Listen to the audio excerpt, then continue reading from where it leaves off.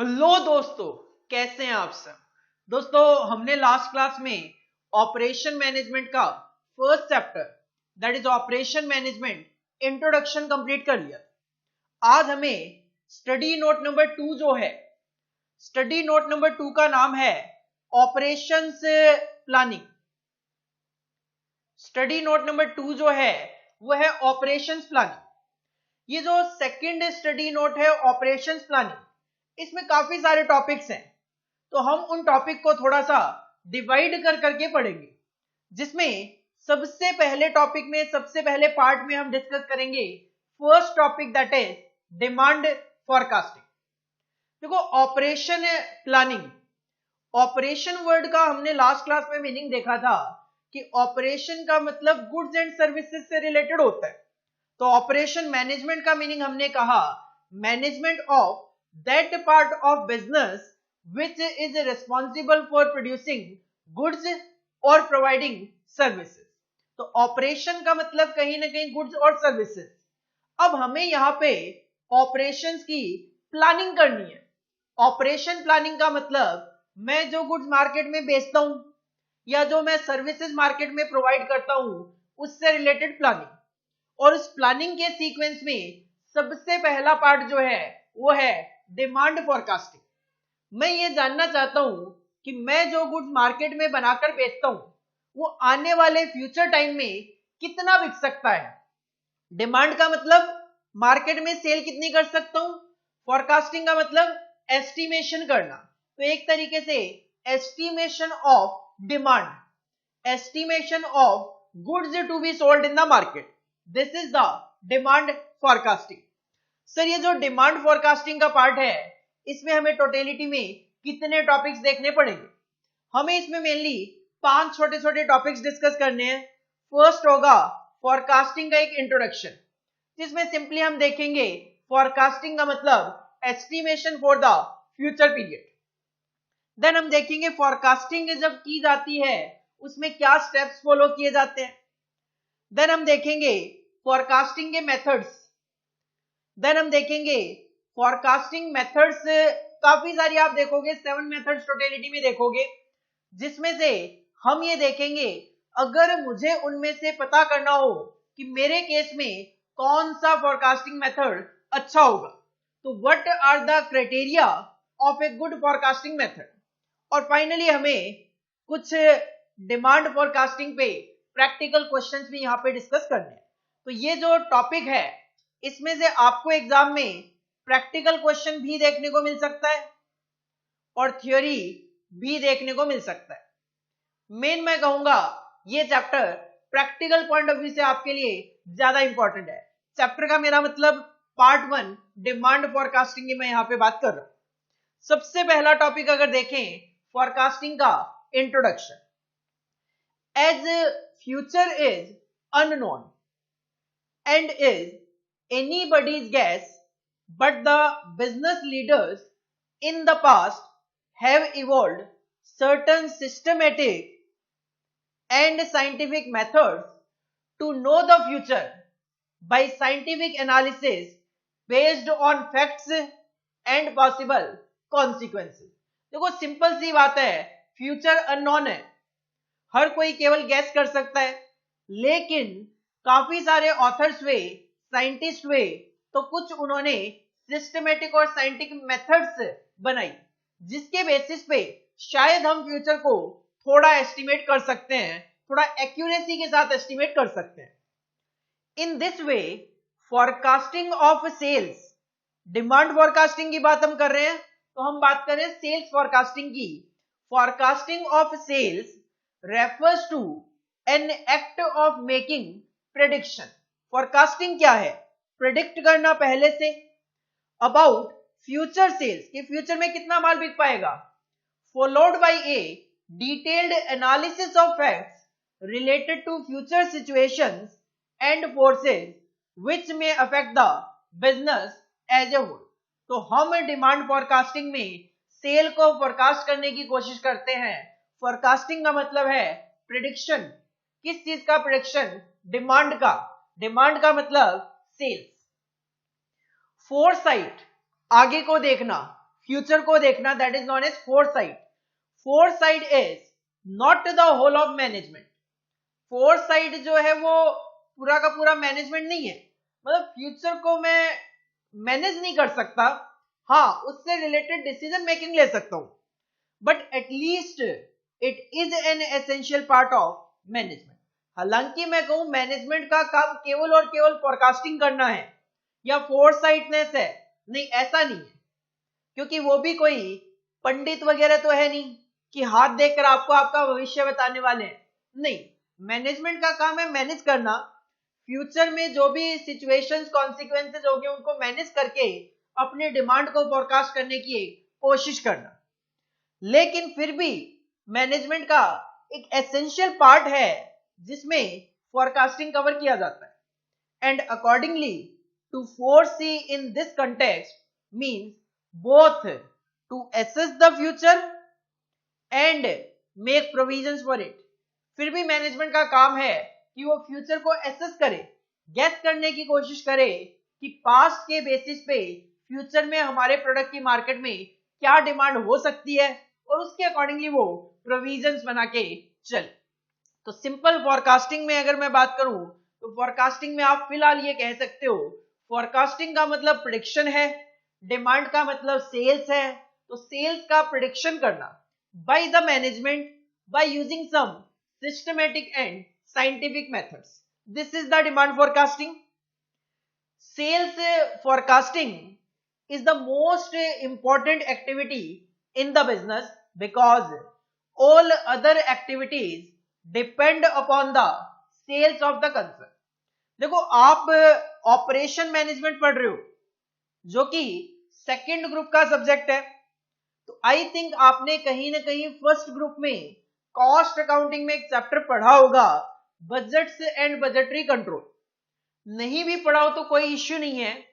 Actual में जब forecasting की जाती है तो सबसे पहले सेल्स फोरकास्ट की जाती है, उस सेल्स के बेसिस पे ही देन प्रोडक्शन फोरकास्ट किए जाते हैं, एक्सपेंसेस फोरकास्ट किए जाते हैं, मटेरियल का खर्चा क्या होगा वो एस्टिमेट किया जाता है, लेबर कितनी रिक्वायरमेंट होगी वो एस्टिमेट की जाती है। तो कहीं ना कहीं बाकी जो एलिमेंट होते हैं वो सेल्स पे डिपेंड करते हैं।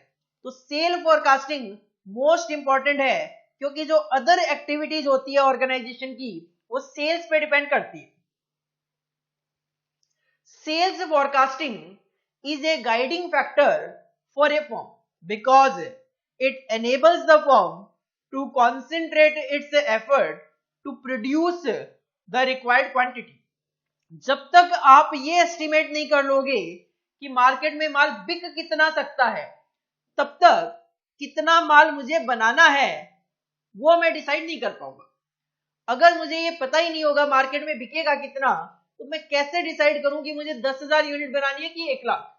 लेकिन अगर आपको मार्केट में किसी भी तरीके से एक सेल फोरकास्टिंग से पता चल गया कि हाँ मेरे प्रोडक्ट की मार्केट में से एग्जांपल 50,000 यूनिट सेल होने की उम्मीद है, तो सिंपल सी बात है आप ज्यादा से ज्यादा या कम से कम एक टारगेट सेट कर लोगे कि कम से कम मैं 40,000 बनाऊंगा, ज्यादा से ज्यादा 60,000 बना लूंगा। तो कहीं ना कहीं क्राइटेरिया सेट हो गया कि हाँ 50,000 यूनिट सेल करनी है, तो 40 से 60,000 के बीच में मैं प्रोडक्शन करने की कोशिश करूंगा एट द राइट टाइम। और इसी से आपको पता चलेगा माल बिकना कब है तो बनाना कब है। एट रीजनेबल प्राइस, किस प्राइस पे माल मार्केट में बिकेगा तो मुझे कितनी कॉस्ट में ये माल बना लेना चाहिए। End of the right quality, market को किस तरीके की क्वालिटी चाहिए उसी क्वालिटी का आप माल बना सकते हो। तो कहीं ना कहीं जब तक आप सेल फोरकास्टिंग नहीं करोगे आप ये पता नहीं लगा पाओगे कितनी यूनिट बनानी है, कब बनानी है, किस क्वालिटी की बनानी है और किस प्राइस पे मुझे वो बना लेनी चाहिए ताकि मार्केट में मैं उसको बेचकर कुछ प्रॉफिट भी अर्न कर सकूं। Sales forecasting is the basis of planning. अगर हम ऑपरेशन प्लानिंग की बात कर रहे हैं तो उस प्लानिंग में पहला स्टेप है मेरा सेल को फोरकास्ट करना। Sales forecasting is the basis of planning the various activities like production activities, production कितना करना है, प्राइसिंग पॉलिसी, प्रोडक्ट का प्राइस कितना रखना है, पर्सनल पॉलिसी, पर्सनल मतलब वर्कर्स की कितनी जरूरत होगी। S2 रिक्रूट कितने करने हैं, अगर जरूरत नहीं है तो एक जगह से दूसरी जगह ट्रांसफर कितने करने हैं, किन किन का प्रमोशन करने की जरूरत है, किन किन को ट्रेनिंग देने की जरूरत है, वर्कर्स को क्या वेजेस दी जानी चाहिए, ये सारे के सारी जो एक्टिविटीज है this all are dependent upon the sales forecasting.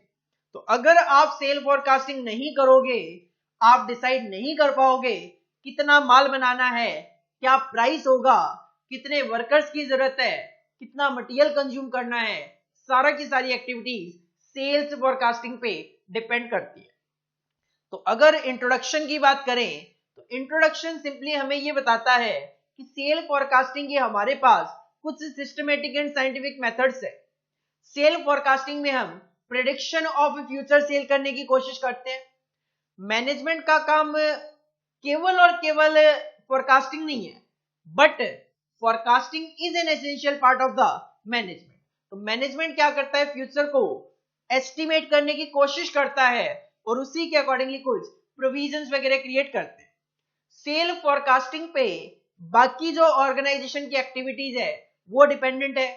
Cell forecasting जब तक आप नहीं करोगे, आप ये आइडिया नहीं लगा पाओगे कितनी क्वांटिटी मुझे प्रोड्यूस करनी है, कब प्रोड्यूस करनी है, किस प्राइस पे मुझे उसको बेचना है, किस कॉस्ट पे मुझे उसको बनाना है, उस माल की क्वालिटी क्या होनी चाहिए, production activity, pricing policy, personal labour की कितनी जरूरत होगी, कितने वर्कर्स मुझे नए रिक्रूट करने हैं, किस वर्कर को कहां से कहां ट्रांसफर करना है, किसका प्रमोशन कर दिया जाए, किसको ट्रेनिंग देनी है, उनको वेजेस क्या पे की जानी चाहिए। These all activities are dependent upon sale forecasting. तो sale forecasting is the prediction of future sales. This is the introduction part of demand forecasting. Heading put करो study note number 2. Heading put करो study note number 2. Operations planning. Operations planning. Part number 1. Part number 1. Demand forecasting.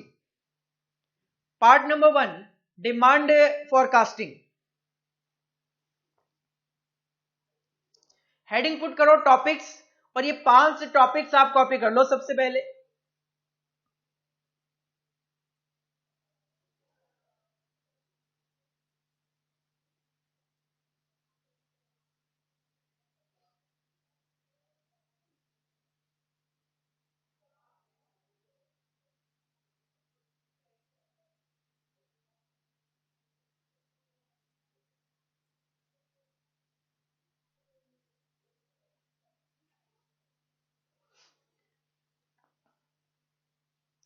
Heading put करो इसके बाद introduction, introduction of demand forecasting. Introduction of demand forecasting, सबसे पहले ये first 3 points आप copy कर लो।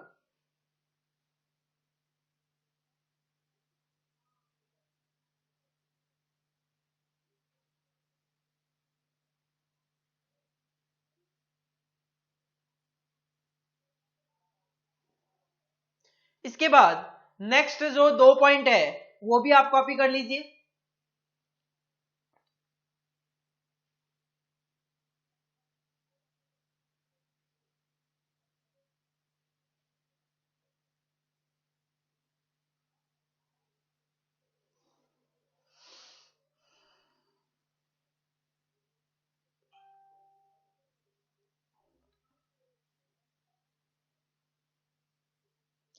Introduction के बाद नेक्स्ट आता है फोरकास्टिंग। जो होती है वो टाइम पीरियड के अकॉर्डिंगली 3 तरीके की हो सकती है।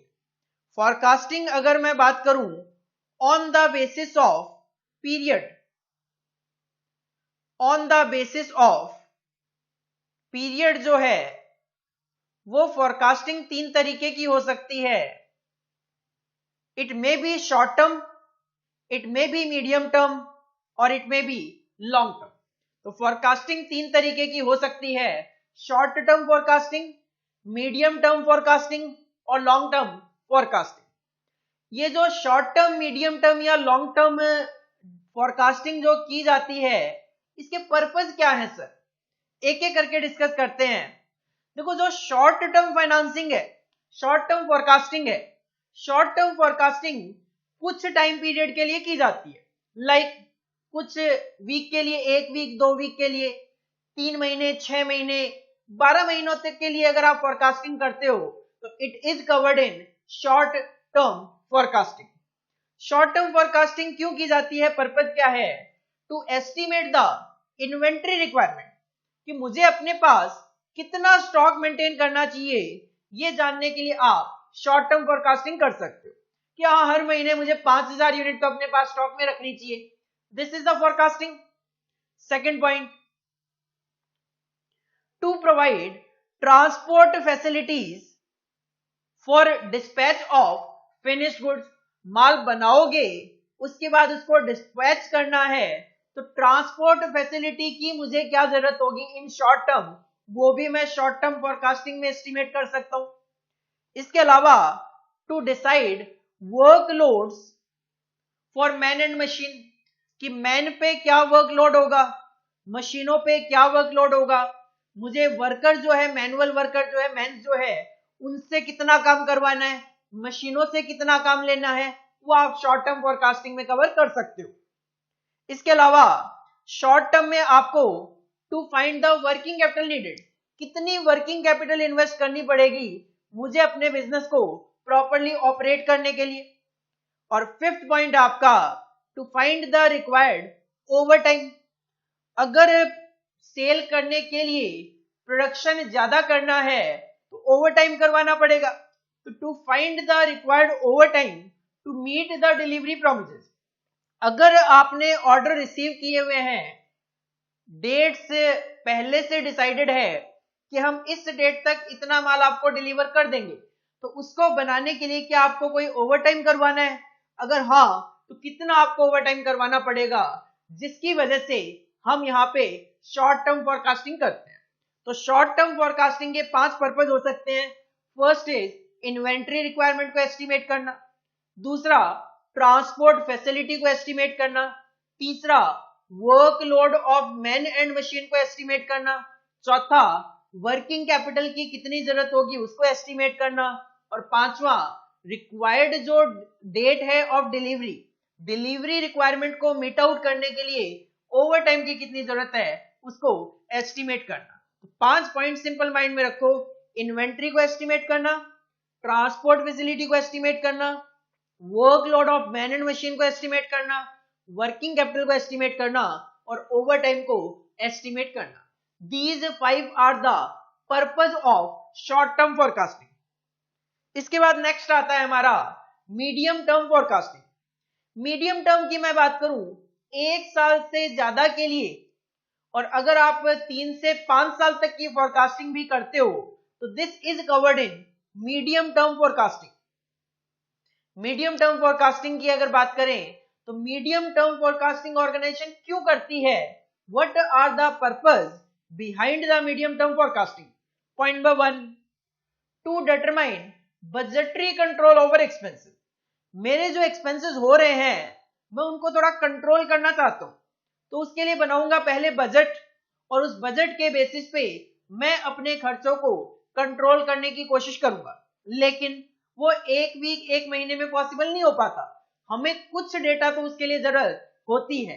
तो इसके लिए हम मीडियम टर्म फोरकास्टिंग करते हैं कि फ्यूचर में हम 1-2 साल 3 साल में अपने खर्चों को किस तरीके से कंट्रोल कर सकते हैं।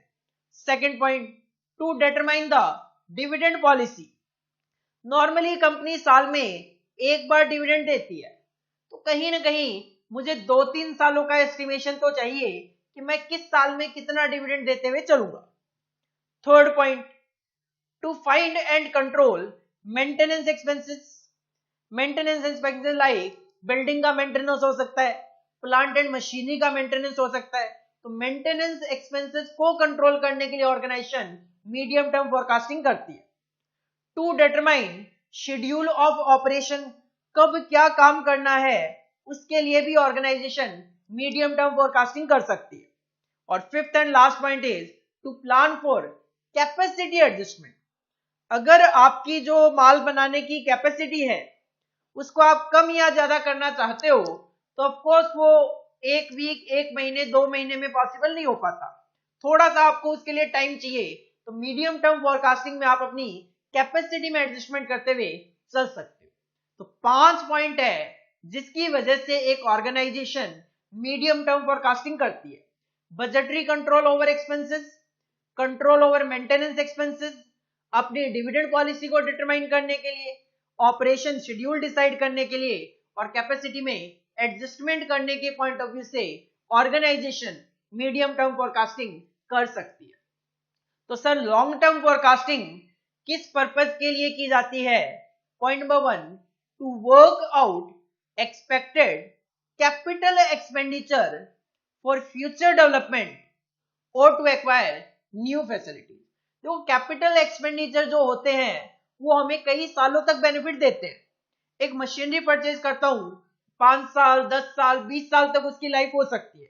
तो अगर आप कोई भी नई फैसिलिटी मतलब प्लांट मशीनरी, कोई भी नया प्लांट मशीनरी एक्वायर करना चाह रहे हो, कोई भी कैपिटल एक्सपेंडिचर करना चाह रहे हो डेवलपमेंट के लिए, तो this is covered in long term forecasting, क्योंकि हम उसके बेनिफिट लॉन्ग टर्म में एक्सपेक्ट करते हुए चलते हैं। Second point, to determine expected cash flow from sale, कि फ्यूचर में आने वाले टाइम में हम सेल्स से क्या कैश फ्लो डिटरमाइन एस्टिमेट कर सकते हैं, एक्सपेक्ट करते हुए चल सकते हैं, उसको डिटरमाइन करना is also covered in long term forecasting. हालांकि ये वाला जो पॉइंट है वो आप शॉर्ट टर्म में भी कवर कर सकते हो और लॉन्ग टर्म में भी कवर कर सकते हो। अगर आप आने वाले 2-3 महीनों के लिए केवल सेल फोरकास्टिंग कर रहे हो तो वो शॉर्ट टर्म में कवर हो जाएगी। लेकिन अगर आपने एक नई मशीन लगाई और आप एस्टिमेट करते हो कि मुझे इससे 10 साल तक रेवेन्यू जनरेट होगा, तो फिर उस सिचुएशन में आप लॉन्ग टर्म फोरकास्टिंग में कवर करके चल रहे हो। Third point, to plan for future manpower requirement, कि फ्यूचर में मुझे मैन पावर की क्या जरूरत होगी, कितनी जरूरत होगी। टू प्लान फॉर मटेरियल की कितनी जरूरत होगी, and to plan for research and development for growth. अगर मुझे ग्रो करना है तो क्या रिसर्च एंड डेवलपमेंट करनी चाहिए, क्या उसमें खर्चे लगाने चाहिए। तो लॉन्ग टर्म फोरकास्टिंग के पीछे भी 5 ऑब्जेक्टिव है। Capital expenditure for future development या to acquire new facilities. Second, cash flow कितना एस्टिमेट करूं सेल्स से। थर्ड पॉइंट, मैन पावर की कितनी जरूरत होगी फ्यूचर में। फोर्थ, मटेरियल की कितनी जरूरत होगी फ्यूचर में। फिफ्थ, ग्रोथ के लिए रिसर्च एंड डेवलपमेंट में मुझे क्या खर्च करना चाहिए और क्या research and development activities perform करनी चाहिए। तो these are the 3 types of forecasting, short term, medium term, long term, और तीनों के 5 पर्पज है। हेडिंग पुट करो type of forecasting, heading put करो type of forecasting. Point number 1, short term forecasting.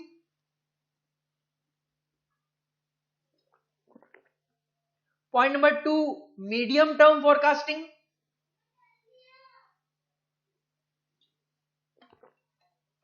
And point number 3, long term forecasting. तो 3 तरीके की forecasting, short term, medium term, long term. Heading put करो purpose of forecasting, purpose of forecasting, और अपने page को 3 parts में divide कर लो। First column आपका रहेगा short term forecasting, second column रहेगा मीडियम टर्म फोरकास्टिंग और थर्ड कॉलम रहेगा लॉन्ग टर्म फोरकास्टिंग। और ये 5 पर्पज तीनों के कॉपी करो।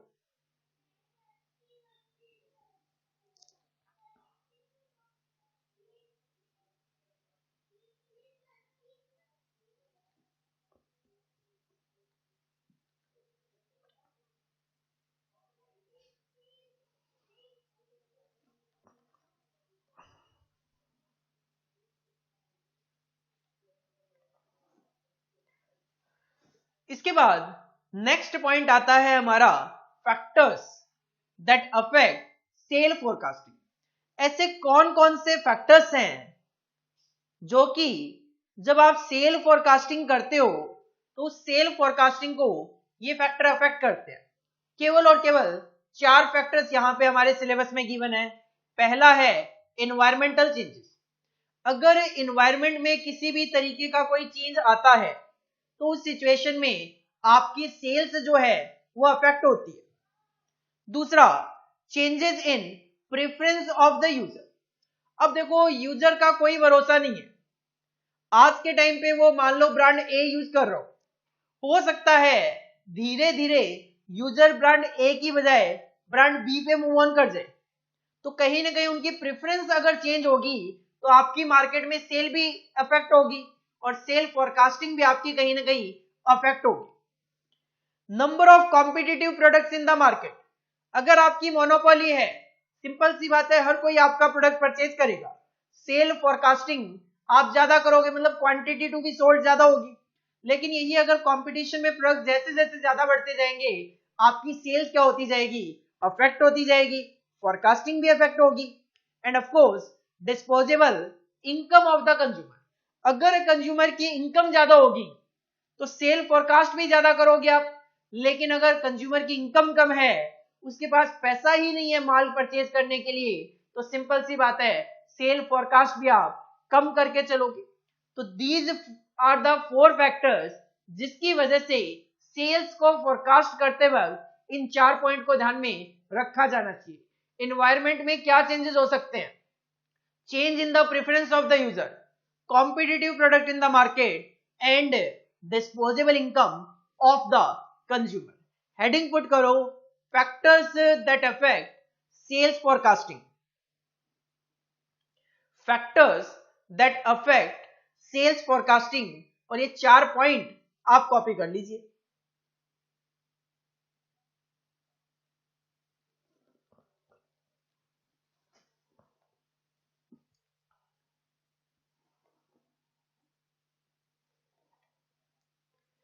ये था सेल्स फोरकास्टिंग को फैक्टर कौन से अफेक्ट करते हैं। इसी तरीके से नेक्स्ट पॉइंट है वो फैक्टर्स बताओ that affect production forecasting. Production forecasting को अफेक्ट कौन कौन से फैक्टर करते हैं? Of course production is dependent upon demand of the product in market. तो सबसे पहला पॉइंट यही है, डिमांड फ्रॉम मार्केटिंग डिपार्टमेंट। अगर मार्केटिंग डिपार्टमेंट कहता है कि प्रोडक्ट की डिमांड होगी 1 लाख यूनिट की, तो उसके हिसाब से प्रोडक्शन होगा। वो कहते हैं 20,000 यूनिट की डिमांड होगी तो प्रोडक्शन भी 20,000 के अकॉर्डिंगली होगा। तो पहला फैक्टर जो कि प्रोडक्शन को अफेक्ट करता है दैट इज डिमांड। दूसरा, रेट ऑफ लेबर अब्सेंटिज्म। अगर लेबर अब्सेंट ज्यादा रहती है प्रोडक्शन कम होगा, कम अब्सेंट रहती है प्रोडक्शन हम ज्यादा कर सकते हैं। Availability of material. अगर आपके पास मटेरियल की सफिशिएंट अवेलेबिलिटी है तो हम प्रोडक्शन पूरा कर पाएंगे। लेकिन अगर मटेरियल की अवेलेबिलिटी नहीं है तो प्रोडक्शन हमें कम करना पड़ेगा या प्रोडक्शन में नहीं कर पाऊंगा। Available capacity of machine. अगर मेरे पास जो मशीनें हैं उनकी कैपेसिटी ही 10,000 यूनिट बनाने की है तो उससे ज्यादा तो प्रोडक्शन कर ही नहीं पाऊंगा। Maintenance of schedules. अगर आपके पास 2 मशीनें हैं, हर 1 वीक से उन मशीनों का मेंटेनेंस किया जाता है और मेंटेनेंस में 2 दिन लग जाते हैं, तो सिंपल सी बात है हर वीक में 2 दिन तो आप एक मशीन पे प्रोडक्शन ही नहीं कर पाओगे, प्रोडक्शन कम होगा। तो मेंटेनेंस का जो शेड्यूल है उस पे भी डिपेंड करता है आप कितना प्रोडक्शन कर पाओगे। और of course delivery date schedule, delivery date के अकॉर्डिंगली ऑर्गेनाइजेशन करती है प्रोडक्शन। अगर मुझे शॉर्ट टर्म में डिलीवरी देनी है तो शॉर्ट टर्म में प्रोडक्शन करूंगा, लॉन्ग टर्म में डिलीवरी देनी है लॉन्ग टर्म में प्रोडक्शन करूंगा। तो कहीं ना कहीं डिलीवरी डेट के जो शेड्यूल्स होते हैं उस पे भी डिपेंड करेगा आपका प्रोडक्शन। तो प्रोडक्शन फोरकास्टिंग को 6 फैक्टर्स हैं जो कि अफेक्ट करते हैं। पहला डिमांड, दूसरा लेबर का अब्सेंटिज्म कितना है, तीसरा अवेलेबिलिटी ऑफ मटेरियल, चौथा अवेलेबल कैपेसिटी ऑफ मशीन, पांचवा maintenance of schedule and 6th one is delivery date schedule. Heading put करो factors that affect production forecasting. Factors that affect production forecasting. और ये जो 6 पॉइंट है, 6 फैक्टर्स हैं, इनको copy कर लीजिए।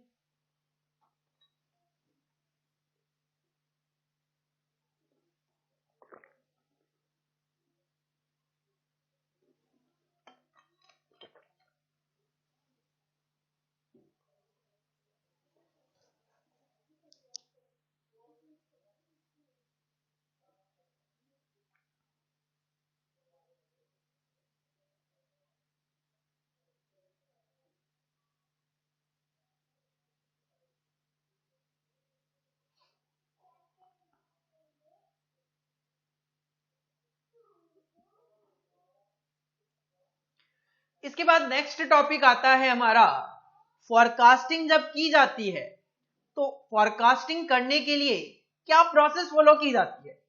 What are the steps in the forecasting process. तो steps in the forecasting process की बात करें, 6 स्टेप फॉलो किए जाते हैं। पहले स्टेप में हम डिटरमाइन करते हैं पर्पस ऑफ फॉरकास्टिंग, कि आप फॉरकास्टिंग क्यों कर रहे हो, short term, medium term, long term, उसके जो पर्पस आपने देखे 5 अब सबसे पहले जब आप ये डिसाइड करोगे फॉरकास्टिंग का पर्पस क्या है, तो you have to decide short term forecasting करनी है, मीडियम टर्म करनी है कि लॉन्ग टर्म करनी है। स्टेप 2, एस्टैब्लिश ए टाइम होरिजन। 3 महीने के लिए करनी है, 6 महीने के लिए करनी है, 12 महीने, 5 साल, 10 साल, कितने टाइम पीरियड के लिए फॉरकास्टिंग करनी है, that will depend upon purpose. Third, select A forecasting technique. अभी ये टॉपिक आना बाकी है, हम फॉरकास्टिंग की कुछ मेथड्स देखेंगे, टेक्निक देखेंगे, तो उनमें से एक मेथड, एक टेक्निक को सिलेक्ट करना कि फॉरकास्टिंग आप कौन सी मेथड के अकॉर्डिंगली करोगे। Step number 4, gather and analyse data. जब टेक्निक डिसाइड हो जाएगी तो उस टेक्निक के बेसिस पे फॉरकास्टिंग करने के लिए आपको जिस जिस डेटा की जरूरत होगी वो डेटा आपको इकट्ठा करना है और उसको एनालाइज करना पड़ेगा। इसके बाद you have to prepare the forecast, बना के तैयार कर लोगे और बाद में उसकी मॉनिटरिंग करेंगे कि जो हमने फोरकास्टिंग की थी वो कितनी सही जा रही है, क्या उसमें कोई चेंजेस करने की जरूरत है या फिर नहीं। तो what are the steps in the forecasting process. There are 6 steps in the forecasting process. सबसे पहला स्टेप, पर्पस, फॉरकास्टिंग क्यों कर रहे हो। दूसरा, टाइम होरिजन, कितने टाइम पीरियड के लिए आप फॉरकास्टिंग कर रहे हो। तीसरा, फॉरकास्टिंग के लिए कौन सा मेथड, कौन सा टेक्निक आप अडॉप्ट करोगे, उसके अकॉर्डिंगली डेटा को गैदर करना और उसको एनालाइज करना, देन फॉरकास्टिंग कर लेना और फॉरकास्टिंग को टाइम टू टाइम मॉनिटर करते रहना। These are the 6 steps. Heading put करो, steps in the forecasting process। Steps in the forecasting process। चाहो तो इसी तरीके से सीक्वेंस मेंटेन कर सकते हो, चाहो तो 1 2 3 4 5 6 ऊपर से आप पॉइंट कॉपी कर सकते हो।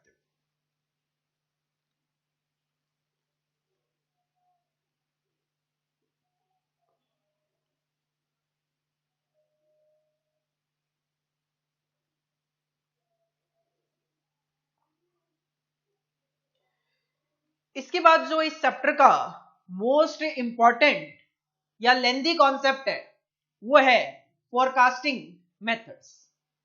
देखो हमारे सिलेबस में टोटलिटी में 7 मेथड्स ऑफ फोरकास्टिंग गिवन है। फोरकास्टिंग मेथड्स के अगर केवल और केवल पहले नाम की बात करूं, पहला मेथड होगा सर्वे ऑफ बायर्स इंटेंशन और यूजर्स एक्सपेक्टेशन मेथड। इस मेथड में करवा लिया जाता है एक मार्केट सर्वे। बायर से घर घर जाकर पूछा जाता है कि क्या आप हमारे प्रोडक्ट में इंटरेस्टेड हो, बायर की क्या इंटेंशन है हमारे प्रोडक्ट के बारे में, यूजर जो है, बायर जो है, उसकी एक्सपेक्टेशन के बेसिस पे हम अपनी सेल को फॉरकास्ट करने की कोशिश करते हैं। अब हर एक घर में जाके पूछना पॉसिबल नहीं हो पाता, तो कंपनीज क्या करवाती है, ऑर्गेनाइजेशन क्या करवाती है, सैंपल बेसिस पे सर्वे करवा लेती है और उसके बेसिस पे अपनी sale, that is demand, forecast कर लेती है। तो पहला मेथड होगा सर्वे ऑफ बायर्स इंटेंशन और यूजर्स एक्सपेक्टेशन मेथड। दूसरा मेथड है कलेक्टिव ओपिनियन और सेल्स फोर्स कंपोजिट मेथड। लोगों की ओपिनियन पूछी जाती है, लाइक ओपिनियन पोल वगैरह करवा लेना, न्यूज़पेपर, टीवी वगैरह में एडवर्टीजमेंट के थ्रू, ऐप वगैरह, कंप्यूटर वगैरह, इंटरनेट वगैरह के थ्रू ओपिनियन ले लेना, उसके अकॉर्डिंगली उसका एक टोटल कर लेना और उसके बाद एक सेल्स को एस्टिमेट कर लेना। मतलब अलग अलग एरियाज के अकॉर्डिंगली ओपिनियन पूछ लो लोगों की और उसके बेसिस पे उन सारी ओपिनियन को मिक्स करके कंबाइन करके सेल को फोरकास्ट करने की कोशिश करना। तीसरा आता है ग्रुप एग्जीक्यूटिव जजमेंट और एग्जीक्यूटिव जजमेंट मेथड। कुछ ग्रुप्स बनाकर उन एग्जीक्यूटिव से पूछा जाता है कि आपके अकॉर्डिंगली क्या डिमांड होगी और वो जो बोलेंगे उसके हिसाब से एक डिमांड को फोरकास्ट करना। एक्सपर्ट्स जो है उस इंडस्ट्री के, उस फील्ड के, सेल फोरकास्टिंग के, उनसे एक ओपिनियन लेना।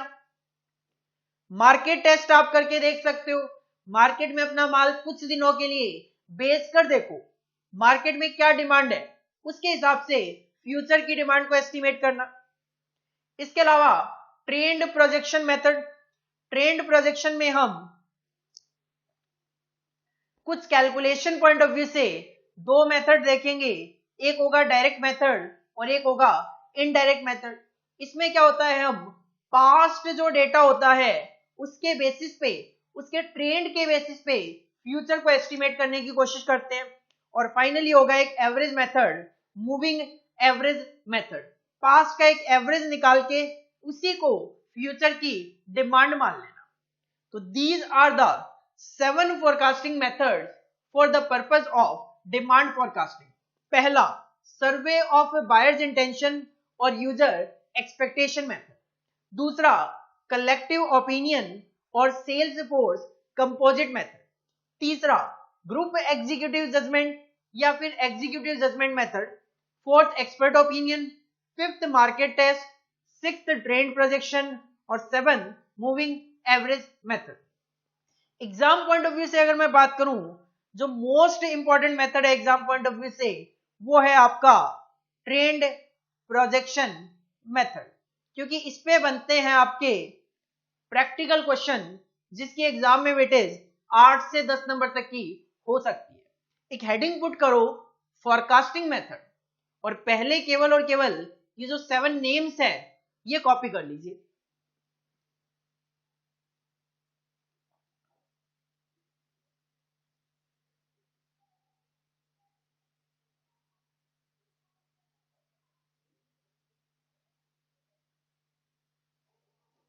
अब हम एक एक करके मेथड डिस्कस करेंगे, जिसमें सबसे पहला मेथड है हमारा सर्वे ऑफ बायर्स इंटेंशन। नाम से ही क्लियर है, सर्वे करवाओ और बायर की इंटेंशन का पता करो कि क्या वो हमारा माल परचेज करना चाहता है या नहीं करना चाहता।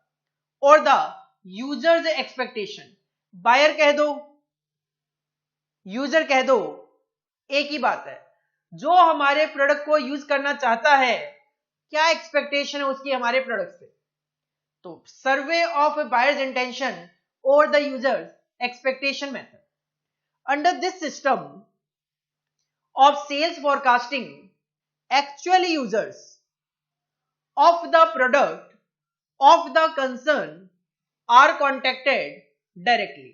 Actual users जो होते हैं उनको किया जाता है contact and they are asked about their intention to buy the company's product, और उनसे पूछा जाता है कि आप हमारा प्रोडक्ट यूज कर रहे हो तो क्या फ्यूचर में भी आप हमारा प्रोडक्ट परचेज करना चाहते हो। In an expected given future usually a year, और अगर आप यूजुअली ए ईयर की बात कर रहे हो इसका मतलब आप बात कर रहे हो शॉर्ट टर्म फोरकास्टिंग की।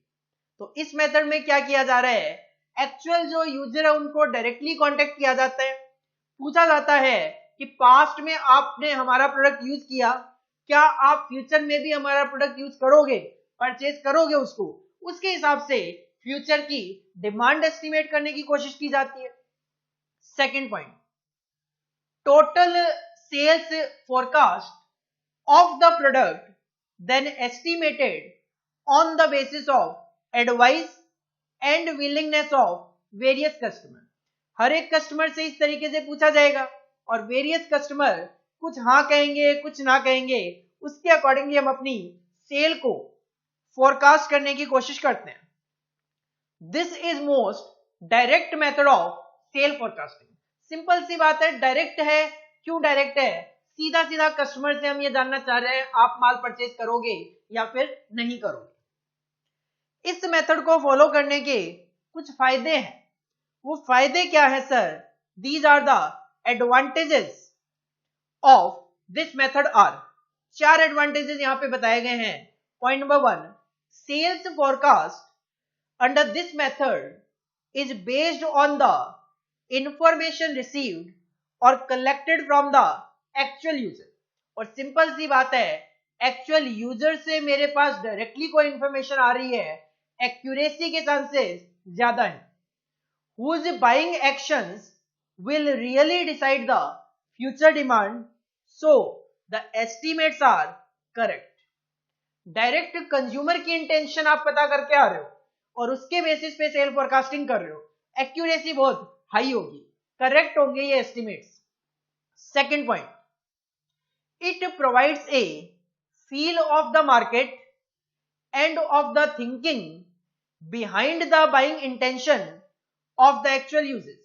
कि जो actual uses हो रहा है, क्यों यूज कर रहे हैं, वो इंटेंशन आपको पता होगी क्योंकि आपने कस्टमर से पूछा होगा कि आप परचेज करोगे और क्यों परचेज करोगे। It may help the development of a new product in the market. कुछ कस्टमर ऐसे भी होंगे जो आपको बोलेंगे कि हम ये प्रोडक्ट नहीं परचेज करेंगे क्योंकि हमने जब इसको यूज किया ये कुछ कमियां पाई गई।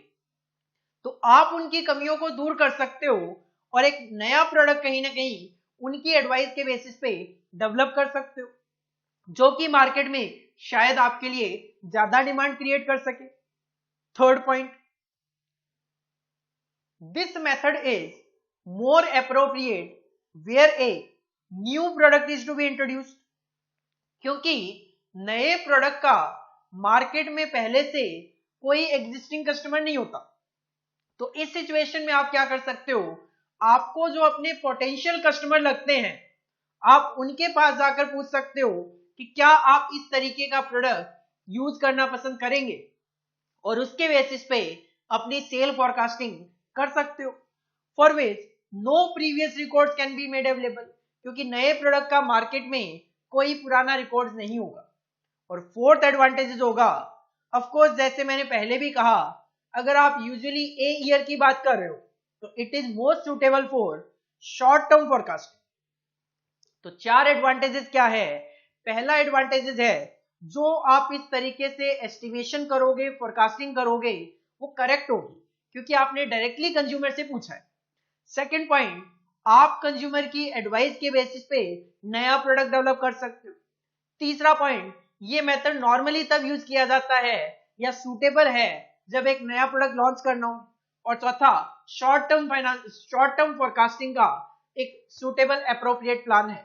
तो first method, survey of buyers intention और the user expectation method, simple आप कह सकते हो सर जो हमारे एग्जिस्टिंग एक्चुअल यूजर्स होते हैं हम उनके पास जाते हैं और पूछते हैं आपने हमारा प्रोडक्ट यूज किया, क्या सेटिस्फेक्शन लेवल है और क्या आप इसको फ्यूचर में यूज करोगे दोबारा।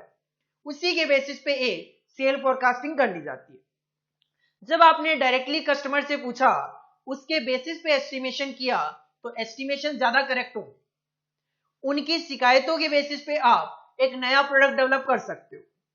अगर कोई पुराना रिकॉर्ड नहीं है प्रोडक्ट का, कोई नया प्रोडक्ट आप लॉन्च कर रहे हो, तो आप अपने पोटेंशियल कस्टमर से जाकर ऐसा पूछ सकते हो और it is of course suitable for short term forecasting. Heading put करो method number 1, survey of buyers intention और द यूजर्स एक्सपेक्टेशन मेथड। और आपके सामने ये जो स्लाइड है वो आप कॉपी कर लीजिए।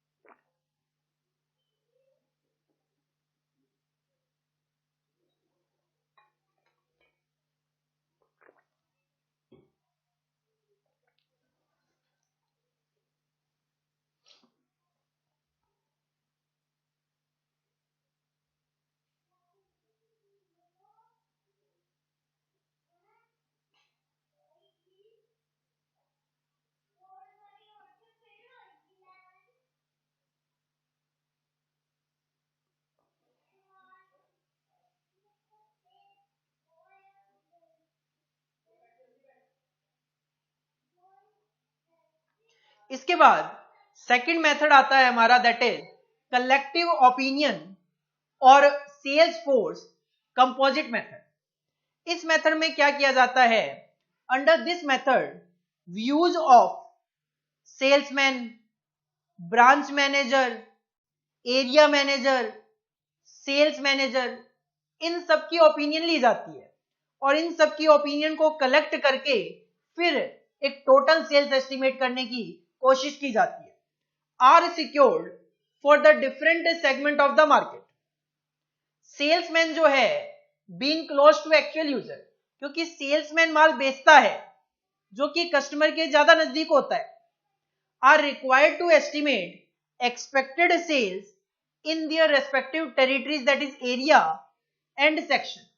लाइक अगर एक ऑर्गेनाइजेशन अपने प्रोडक्ट को 4 एरियाज में सेल आउट करती है, ईस्ट, वेस्ट, नॉर्थ और साउथ, तो वो क्या करेगी, वहां के जो सेल्समैन होंगे उनसे एक एस्टिमेटेड सेल्स पूछने के लिए बोलेगी या एस्टिमेट करने के लिए बोलेगी, और वो जब सारा डेटा उनके सामने इकट्ठा हो जाएगा उसके बेसिस पे एक टोटल सेल्स की फोरकास्टिंग की जाएगी। The estimates of individual salesman are then consolidated. पहले इंडिविजुअल सेल्समैन से डेटा कलेक्ट कर लिया जाएगा और उसको फिर कंसोलिडेट कर लिया जाएगा, इकट्ठा कर लिया जाएगा to find out the total estimated sales of the coming session. These estimates are then further examined by the successive executive level. Then इस estimate को फिर से एग्जामिन किया जाएगा जो भी सक्सेसिव एग्जीक्यूटिव लेवल के बंदे होंगे, in the light of various factors like proposed changes in the product design, कि हम प्रोडक्ट की डिजाइन में चेंज करना चाह रहे हैं, क्या इससे सेल्स पे कोई इफेक्ट आएगा। एडवर्टाइजिंग बढ़ाएं तो क्या माल ज्यादा बिकेगा, सेलिंग प्राइस बढ़ाएं तो क्या माल कम बिकेगा, या सेलिंग प्राइस कम करें तो क्या माल ज्यादा बिकेगा। कंपटीशन में अगर कोई नया बंदा आता है तो क्या हमारे प्रोडक्ट की डिमांड में कोई फर्क आएगा। इन पॉइंट्स को कंसीडर करने के बाद और सेल्स जो एस्टिमेट करी थी इंडिविजुअल सेल्समैन ने, उसको कंसोलिडेट करने के बाद एक टोटल सेल्स एस्टिमेट कर ली जाती है। This is the demand forecasting before they are finally emerged for forecasting. तो कलेक्टिव ओपिनियन और सेल्स फोर्स कंपोजिट मेथड में नॉर्मली क्या होता है, salesman, branch manager, area manager, sales manager, इनकी ओपिनियंस ली जाती है। जिसमें ओपिनियंस की मैं बात करूं तो सेल्समैन जो होता है वो एक्चुअल यूजर के ज्यादा नजदीक है क्योंकि वो यूजर को माल बेचता है। तो इंडिविजुअल सेल्समैन को बोला जाता है आप अपने अपने एरियाज में सेल्स को एस्टिमेट करो। देन वो सारा का सारा डेटा इकट्ठा करके कंसोलिडेट कर लिया जाता है। देन कुछ उसमें एडजस्टमेंट की जाती है कि प्रोडक्ट की डिजाइन में चेंज करने की वजह से कोई प्लस माइनस हो सेल्स में, एडवर्टाइजिंग की वजह से प्लस माइनस, सेलिंग प्राइस कम या ज्यादा होने की वजह से प्लस माइनस, कंपटीशन की वजह से उसमें कोई प्लस माइनस करना है तो वो प्लस माइनस करके फ्यूचर की डिमांड एस्टिमेट कर ली जाती है। हेडिंग पुट करो मेथड नंबर 2, कलेक्टिव ओपिनियन और सेल्स फोर्स कंपोजिट मेथड।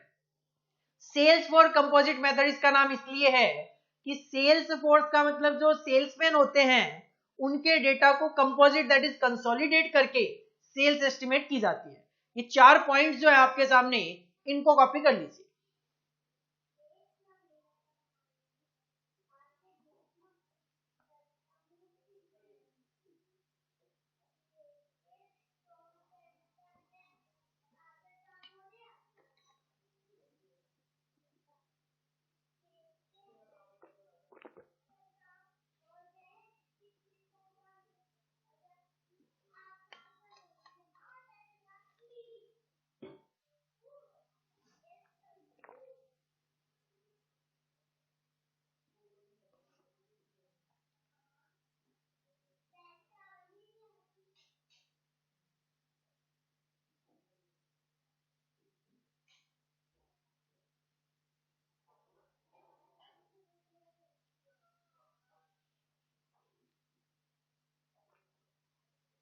इसके बाद थर्ड मेथड आता है हमारा ग्रुप एग्जीक्यूटिव जजमेंट और एग्जीक्यूटिव जजमेंट मेथड।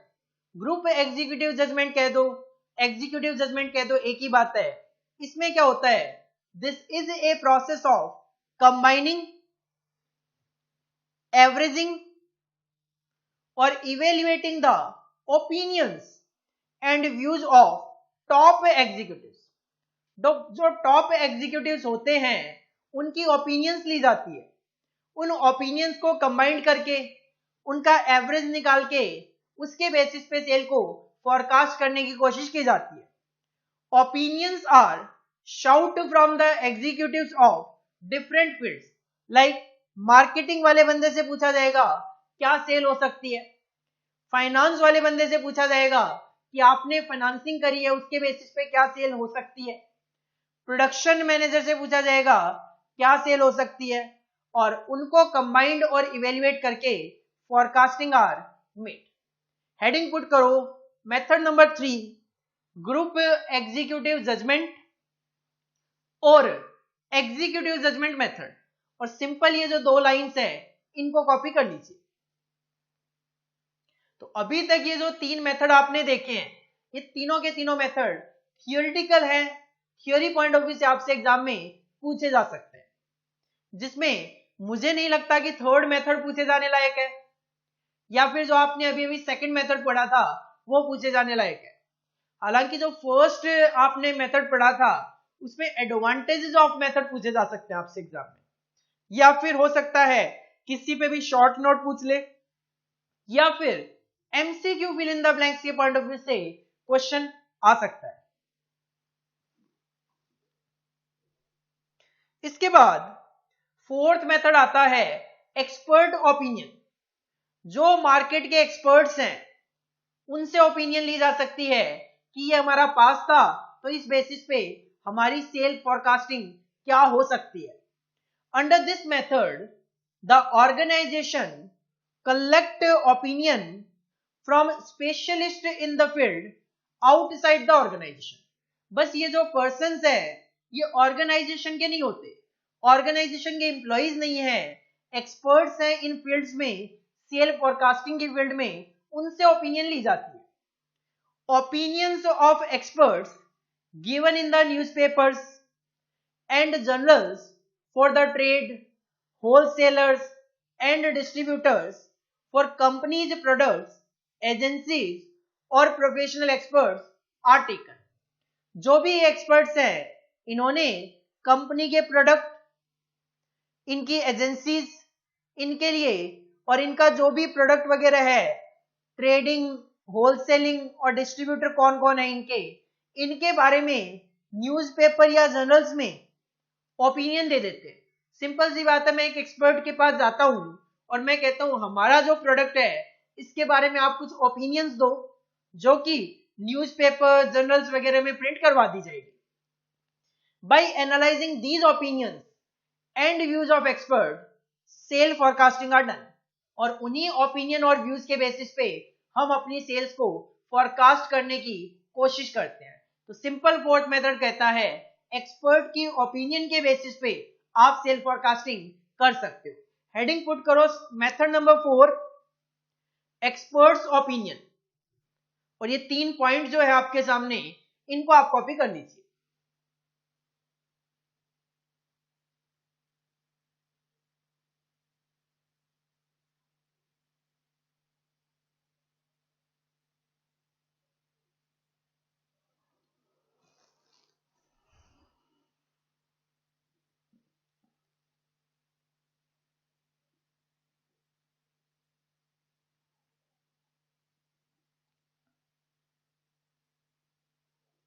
इसके बाद फिफ्थ मेथड आता है हमारा market test method. Under this method seller क्या करता है, एक्चुअल में सेल करता है अपने प्रोडक्ट को इन a part of the market. मैं अपने प्रोडक्ट को मार्केट में सेल करता हूं।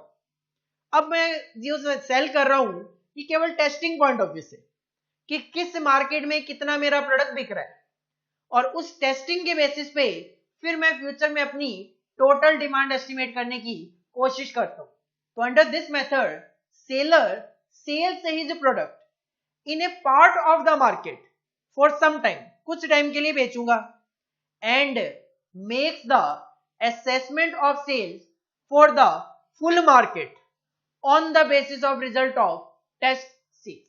सिंपल सी बात है, मैं एक ऐसे मार्केट में जहां पे पॉपुलेशन 10,000 की है उसमें मैं अपने माल को बेचकर देखता हूं, देखा और उसके बेसिस पे मैंने एस्टिमेट किया कि हाँ टोटल पॉपुलेशन अगर 5 लाख की है इस सिटी की, तो अगर 10,000 में से इतने लोगों ने परचेज किया तो 1 लाख लोग मेरा इतना माल परचेज कर लेंगे। That will be the sale forecasting. This method is quite appropriate कब, when the product is quite new in the market or good estimators are not available or where buyers do not prepare their purchase plan। तो एक तरीके से वही है कि जब आप नया प्रोडक्ट लॉन्च करते हो तो हमें नहीं पता कि हमारा प्रोडक्ट कितना बिक पाएगा, तो आप टेस्टिंग पॉइंट ऑफ व्यू से, सैंपल पॉइंट ऑफ व्यू से एक एरिया में माल बेचकर देखो और जो उस एरिया में मार्केट में डिमांड होती है उसके बेसिस पे फुल मार्केट में आप कितना प्रोडक्ट बेच पाओगे वो आप एस्टिमेट करते हुए चल सकते हो। This is the fifth method, market test method. Heading put करो method number 5, market test method, और ये 2 पॉइंट जो है ये आप कॉपी कर लीजिए।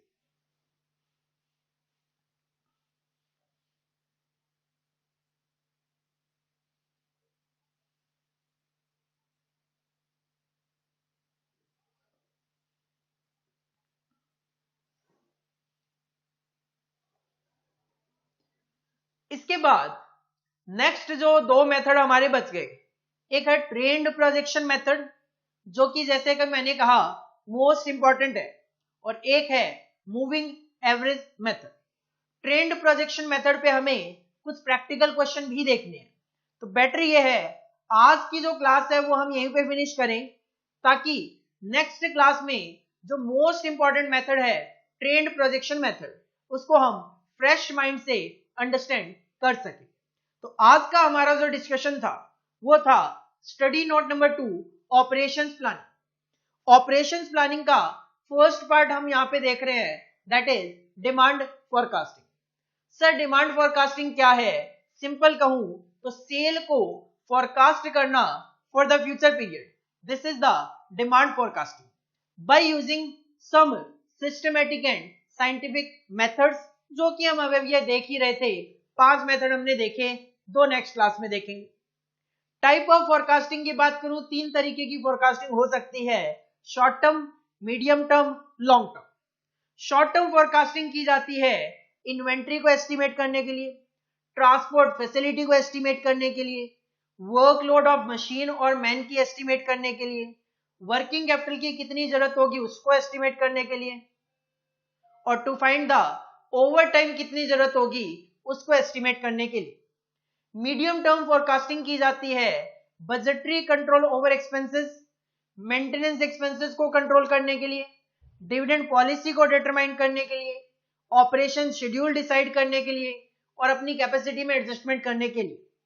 लॉन्ग टर्म फोरकास्टिंग की जाती है कैपिटल एक्सपेंडिचर को एस्टिमेट करने के लिए, कैश फ्लो कितना होगा सेल्स से उसको एस्टिमेट करने के लिए, मटेरियल की कितनी जरूरत होगी, मैन पावर की कितनी जरूरत होगी उसको एस्टिमेट करने के लिए, और रिसर्च एंड डेवलपमेंट पे क्या खर्च किया जाना चाहिए for the purpose of growth, इसको एस्टिमेट करने के लिए। इसके बाद हमने देखा सेल फोरकास्टिंग को अफेक्ट करने के 4 पॉइंट है। एनवायरमेंट में चेंज होना, यूजर की प्रेफरेंस में कोई चेंज होना, कॉम्पिटिटिव प्रोडक्ट्स का मार्केट में आना, या फिर income of the consumer. In 4 point पे डिपेंड करती है सेल फोरकास्टिंग, जबकि प्रोडक्शन फोरकास्टिंग 6 फैक्टर पे डिपेंड करती है।